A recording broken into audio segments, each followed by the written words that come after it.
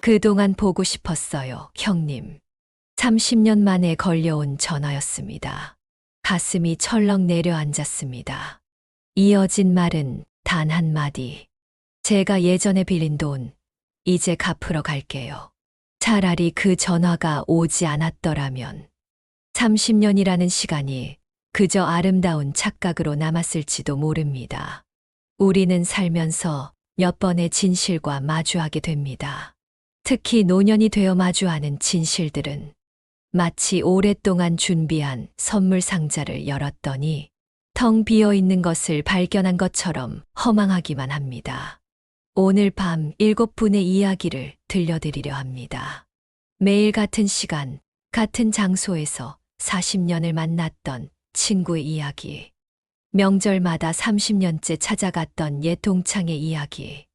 평생 한 동네에서 아침 인사를 나누던 이웃의 이야기. 그들의 공통점은 단 하나. 50년이든 30년이든 20년이든 단 한 번도 먼저 연락하지 않았다는 것. 왜 이제야 깨달았을까? 한 어르신의 떨리는 고백으로 시작된 이 이야기들은 우리가 미처 보지 못했던, 아니, 어쩌면 보고 싶지 않았던 진실을 들려줍니다.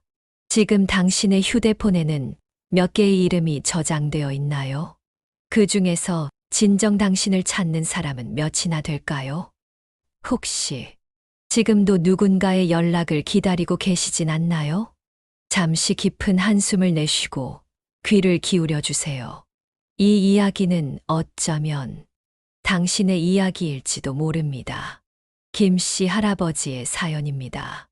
저에게는 30년 지기 중마고우가 있었습니다. 어느 날 문득 생각해 보니 대학 시절부터 지금까지 항상 먼저 연락하는 건 저였거든요. 생일 때도 명절 때도 기쁜 일, 슬픈 일이 있을 때도 심지어는 그 친구 생일날에도 제가 먼저 연락을 해야 했어요. 야, 너 생일이잖아. 밥 먹자라고. 늘 그래왔던 것 같아요. 친구가 바쁘니까, 사업하느라 정신이 없으니까 늘 그렇게 이해하고 기다려줬죠. 제가 은행에서 정년퇴직하고 시간이 많으니까 더 그랬던 것 같아요. 작년 제 생일을 기점으로 실험을 시작했어요. 더 이상 먼저 연락하지 않기로. 궁금했거든요. 내가 연락 안 하면 이 친구는 얼마나 걸려서 연락할까? 일주일? 한 달? 한 달이 지났습니다. 아무 연락이 없었어요. 2달이 지났습니다. 여전히. 3달이 지나고 넉 달이 지나도 처음에는 제가 지는 걸까? 이런 심리전처럼 느껴졌어요. 하지만 시간이 지날수록 마음이 무너지더라고요. 30년 우정이 이렇게 쉽게 끊어질 수 있나? 내가 그동안 이 친구한테 어떤 존재였던 걸까? 6개월이 지났을 때 SNS를 보다가 그만 눈물이 났어요. 친구가 다른 사람들과 골프 치는 사진을 올렸더라고요. 바빠서가 아니었던 거죠. 그냥 제가 필요하지 않았던 거예요. 9개월이 되어갈 무렵 드디어 연락이 왔어요. 문자였는데 보험 상품 하나 소개하고 싶은데 이런 내용이었어요. 30년 만에 처음으로 먼저 온 연락이 보험 가입 권유라니. 1년이 되는 날 저는 그 친구의 번호를 지웠습니다. 더 이상 중마고우라는 말로 포장하고 싶지 않았어요. 우정이란 건 함께 만들어가는 거지 혼자서 만들어가는 게 아니더라고요. 이제는 알아요. 연락이라는 건 마음의 크기라는 걸. 저는 그동안 제 마음 크기만큼 연락했고 그 친구는 자기 마음 크기만큼 침묵했던 거예요. 그리고 그 크기의 차이가 바로 우리 관계의 진실이었던 거죠. 박씨 할머니의 사연입니다. 중학교 교사 생활을 30년 하면서 같은 학년을 담당했던 동료, 선생님들과 매우 친했어요. 특히 국어과 선생님 3명이서는 정말 친자매처럼 지냈죠. 점심시간마다 도시락 나눠 먹고 퇴근길에 시장도 같이 보고 서로의 집에서 김장도 하고 경조사는 무조건 함께 가고 그런데 제가 먼저 은퇴하면서 관계가 조금씩 변하기 시작했어요. 처음에는 한 달에 한 번씩 꼭 만났어요. 제가 먼저 카톡을 보내면 다들 그래, 보고 싶다 하면서. 근데 시간이 갈수록 바빠, 학교 일이 많아서 이런 답변이 늘어나더라고요. 그래도 명절이나 생일 때는 꼭 연락했어요. 택배로 작은 선물도 보내고 안부 전화도 하고. 그런데 어느 순간부터 의문이 들었어요. 왜 나만 이러고 있지? 30년 우정이면 서로가 조금씩 노력해야 하는 거 아닌가? 작년부터는 실험을 해봤어요. 제가 먼저 연락하지 않기로. 그랬더니 정말 놀라운 일이 벌어졌어요. 작년 제 생일날 아무도 연락이 없더라고요. SNS에는 매일 학교 생활 올리고 다른 사람들이랑 찍은 사진도 올리면서 저한테는 생일 축하 메시지 하나 없었어요. 더 서운했던 건 그 뒤였어요. 제가 심장 수술을 받게 됐는데 그 소식을 들은 동네 조기 축구 모임 아저씨들은 병문안도 오고 매일 안부 전화도 하시는데 30년 동안 한 학교에서 도시락 나눠 먹던 친구들은 문자 한 통 없었어요. 퇴원하고 2달쯤 지났을까? 갑자기 연락이 왔어요. 선생님, 다음 주에 학교 축제하는데 와보실래요? 축제 때 가보니까 알겠더라고요. 제가 필요했던 게 아니라 은퇴 선생님들 초청 행사 때문에 형식적으로 보낸 연락이었다는 걸. 그날 집에 와서 많이 울었어요. 30년이란 시간이 제게는 우정이었는데 그들에게는 그저 같은 직장 동료였던 거죠. 이제는 그들의 SNS도 안 봐요. 행복해 보이는 일상을 올릴 때마다 가슴이 아프니까. 요즘은 아파트 주민센터에서 하는 요가 모임에 다녀요. 거기서 만난 분들과는 깊은 얘기를 나누진 않아요. 하지만 매주 만나면 반갑게 인사하고 서로 안부도 물어보고 오히려 이런 가벼운 관계가 더 진실된 것 같아요. 기대가 크지 않으니까 실망도 없고. 오씨 할아버지의 이야기입니다. 40년 넘게 같은 동네에서 이발소를 하면서 알고 지낸 친구가 있었어요. 제 이발소 바로 옆에서 세탁소를 하던 친구였죠. 아침에 가게 문을 열 때부터 저녁에 문을 닫을 때까지 하루 종일 마주보고 있었어요. 점심시간이면 늘 제가 국수를 삶아서 친구 가게로 가져갔어요. 겨울이면 따뜻한 어묵 국물도 끓여서 나눠 먹고 그 친구 옷은 제가 공짜로 이발해주고 저희 집 옷은 그 친구가 공짜로 세탁해주고 그렇게 40년을 지냈죠. 그 친구 아들 결혼식 때는 제가 축의금으로 1,000만 원을 했어요. 그때 모아둔 돈의 전부였는데 그 친구가 자네가 내 친형이야라며 우니까 저도 덩달아 울었죠. 그만큼 가까웠어요. 그러다 5년 전에 제가 이발소를 접게 됐어요. 손이 떨려서 더는 가위질을 못하게 된 거죠.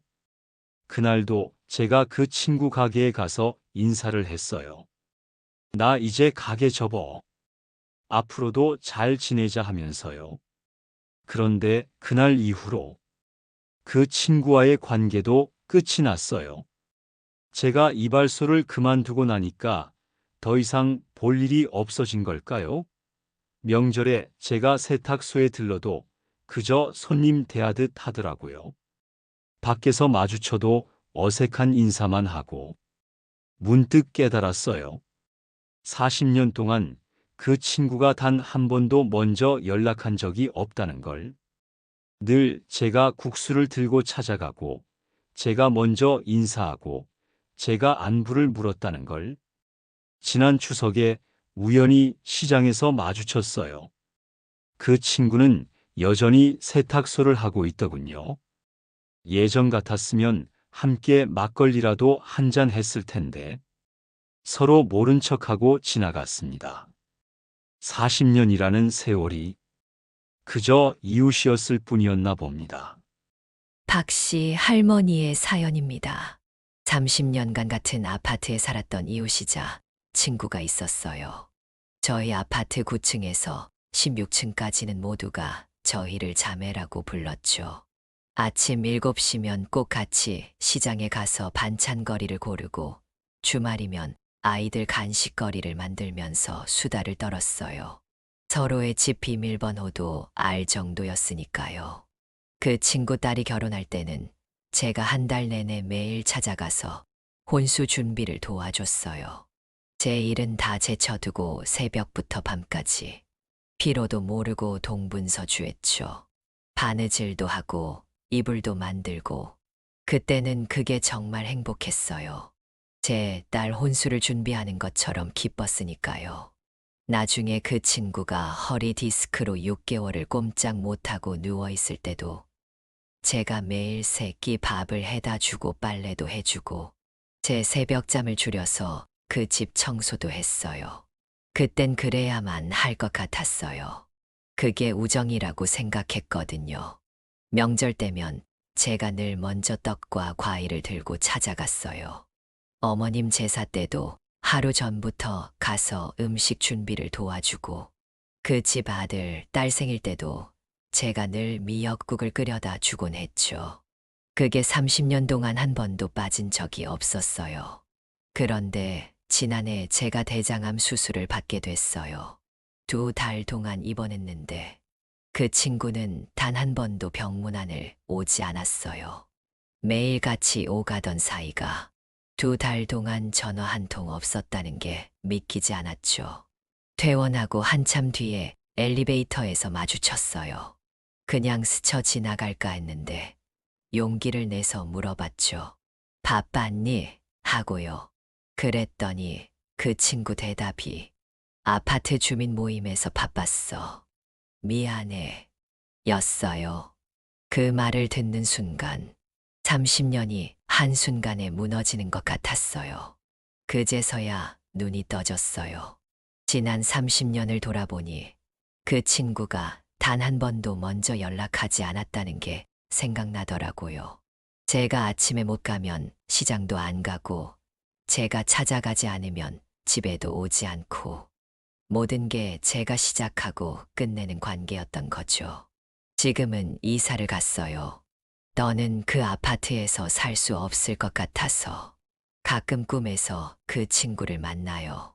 꿈에서는 여전히 우리가 자매 같은 친구예요.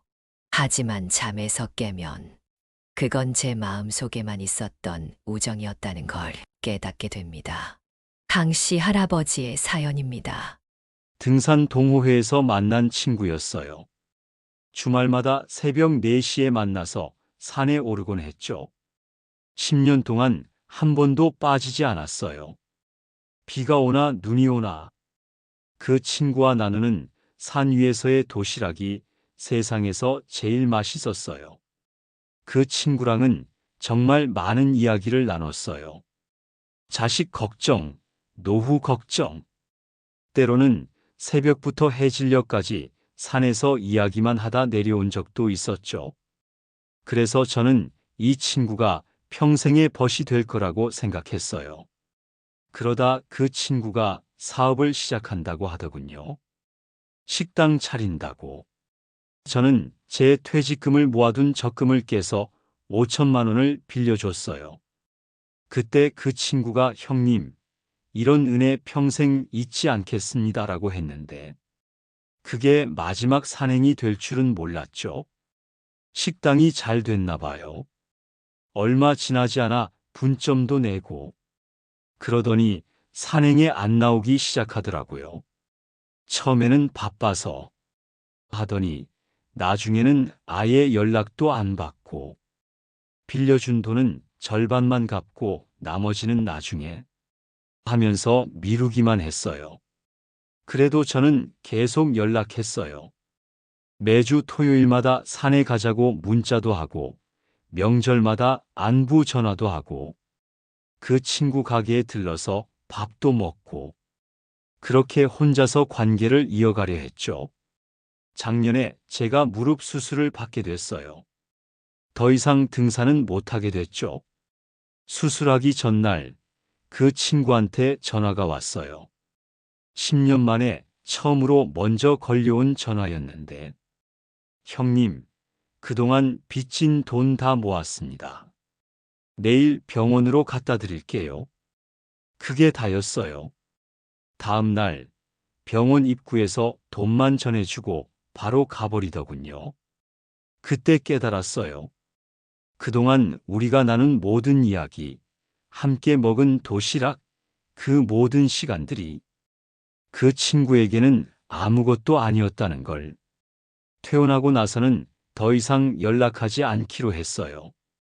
이제는 산에도 못 올라가는데 그 친구에게 제가 무슨 의미가 있겠어요?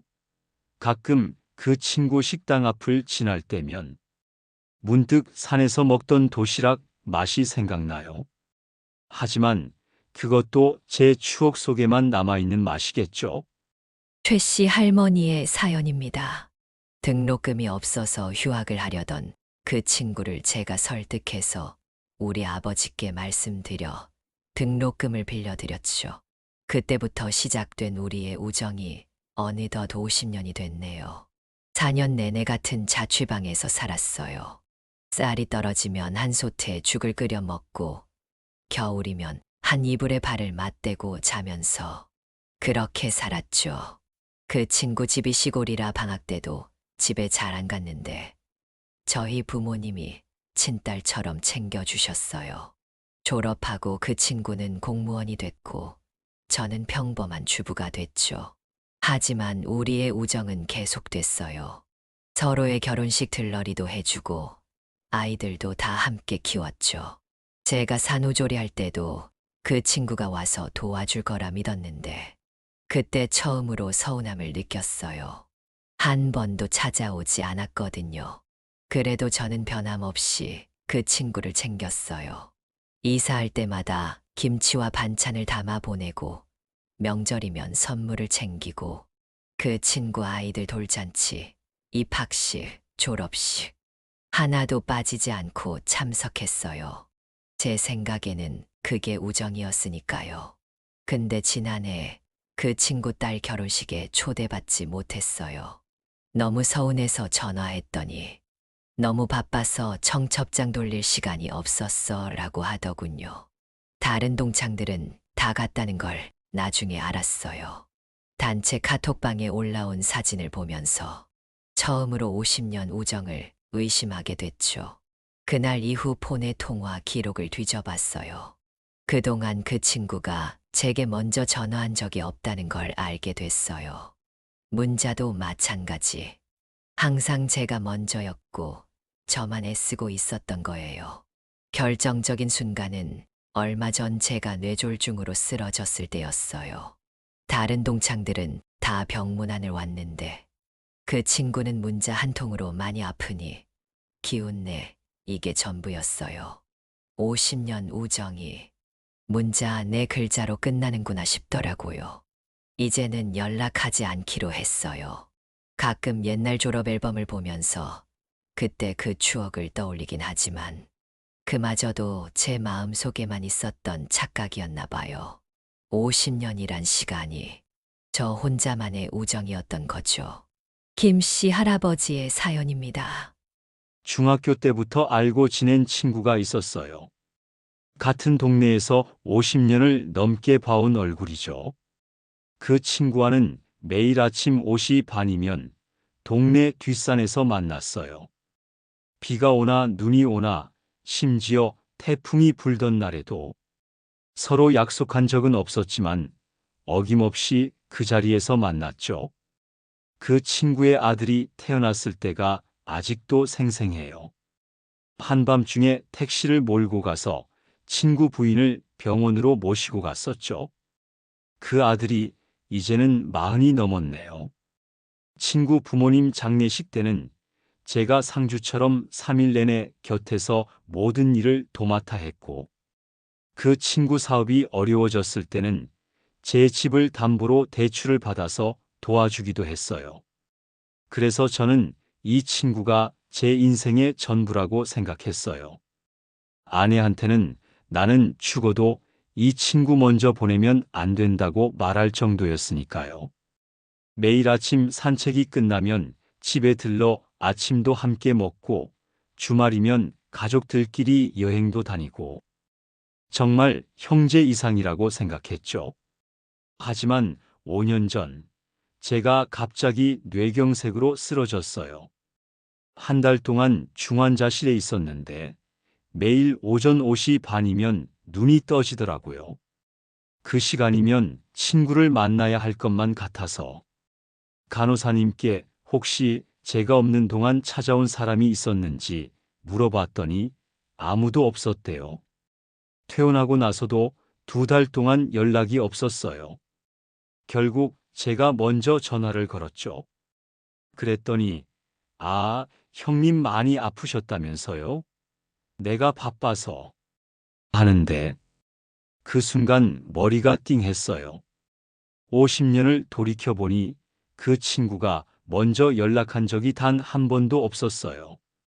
새벽 산책도 제가 항상 현관 앞에서 기다리고 있었고, 명절에도 제가 먼저 찾아가고, 그 친구 집안에 어려운 일이 있으면 제가 먼저 달려갔지만, 저희 집에 무슨 일이 있어도 그 친구는 누군가의 연락을 받고서야 오더라고요. 작년부터는 더 이상 새벽 산책을 나가지 않기로 했어요. 그러자 거짓말처럼 그 친구와의 50년 관계가 끝나버렸어요. 가끔 동네에서 마주칠 때면 어색한 목례만 하고 지나가죠. 그게 우리의 진짜 관계였나 봅니다. 지난 추석에 우연히 시장에서 마주쳤어요. 그 친구 손자를 봤는데 제 손주랑 또래더군요. 예전 같았으면 서로 손주 자랑하면서 한참을 웃고 떠들었을 텐데 그저 스쳐 지나갔습니다. 50년이라는 세월이 제 마음속에만 있었던 우정이었나 봅니다. 여러분, 지금까지 7분의 이야기를 들었습니다. 모두가 수십 년을 이어온 관계였지만 결국 한쪽의 노력으로만 유지되었던 관계들. 이제 우리는 깊이 생각해 봅니다. 왜 우리는 그토록 오랫동안 알아차리지 못했을까요?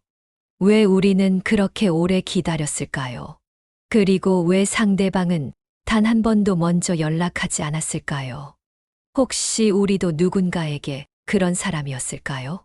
항상 받기만 하고 한 번도 먼저 손 내밀지 않았던, 그저 상대방의 관심과 사랑을 당연하게 여겼던, 이제 깨닫습니다.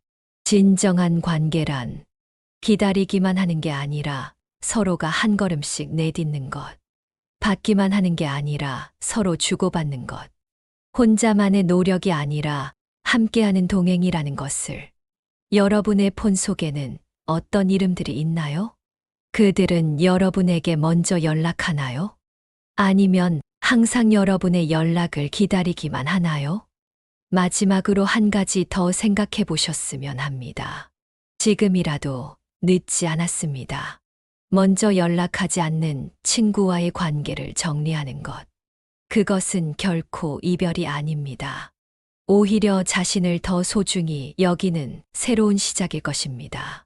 이제 폰을 열어보세요. 그리고 물어보세요. 이 번호들 속에 진정한 친구는 몇 명이나 있을까?